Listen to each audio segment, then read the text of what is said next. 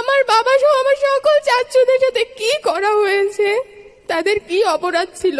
আমি যদি তখন জানতাম আমি আমার বাবাকে হারিয়ে ফেলবো, তাহলে আমি আমার বাবাকে জড়িয়ে ধরে একটু কান্না করতাম।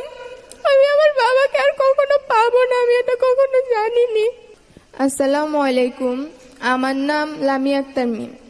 2013 সালের 4 ডিসেম্বর আমার বাবাকে বাসা থেকে তুলে নিয়ে যাওয়া হয়।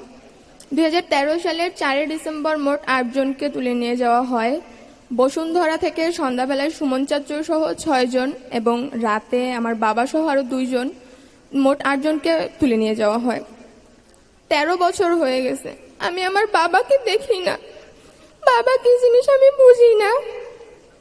আমার বাবাকে যখন নিয়ে যায় তখন আমার 3 বছর বয়স ছিল। আমি তখন বাবা মানেটাও বুঝতাম না।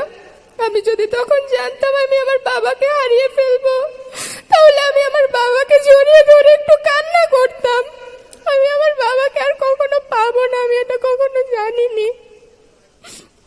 আমার বয়সটা যখন বাবার হাত ধরে ফুটপাত দিয়ে হেঁটে হাঁটা শিখার, সেই বয়সটায় আমি আমার মায়ের হাত ধরে বাবার ছবিটা বুকে নিয়ে আমার বাবাকে দাঁড়ে দাঁড়ে খুঁজেছি, কিন্তু আমি আমার বাবাকে কোথাও পাইনি।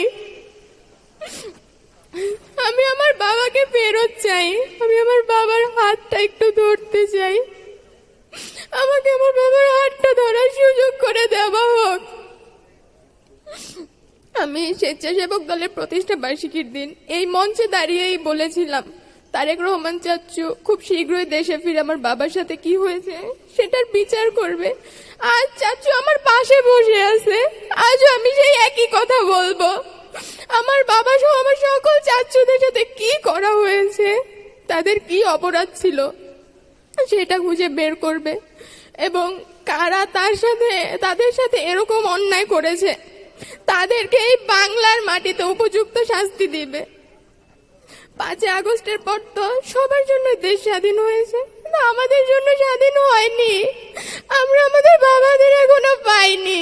ইলেকট্রা রেফ্রিজারেটর, খাবার তাজা তো জীবন তাজা। ইলেকট্রা, ফ্রিজের রাজা। যতদিন পর্যন্ত আমার বাবা সহ আমার সকল চাচুদেরকে আমরা ফেরত না পাবো, ততদিন পর্যন্ত আমাদের জন্য দেশ স্বাধীন হবে না।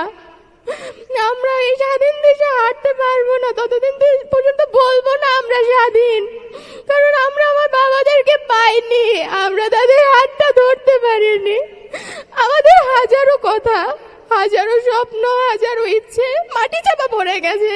বাবাকে নিয়ে হাজারো কথা ছিল যা বাবাকে বলা হয়নি, সুযোগ পাইনি বাবাকে বলার। বাবাকে যখন এই কথাগুলো বলবো, বাবা তো তখন থেকেই নাই, কাকে বলবো কথাগুলো? বাবা নামক বটগাছের ছায়াটা আমাদের মাথার উপর নাই। আমি আশা করব তারেক রহমান চাচু সেই বটগাছের ছায়াটা হয়ে আমাদের পাশে থাকবে। আমার এতটুকুই চাওয়া চাচুর কাছে, তিনি আমাদের পাশে থাকুক, আমাদেরকে একটু দেখুক। আমরা বেশি কিচ্ছু চাই না, আমরা শুধু বাবার আদরটুকু চাই, আর কিচ্ছু আমাদের প্রয়োজন নেই। আসসালামু আলাইকুম।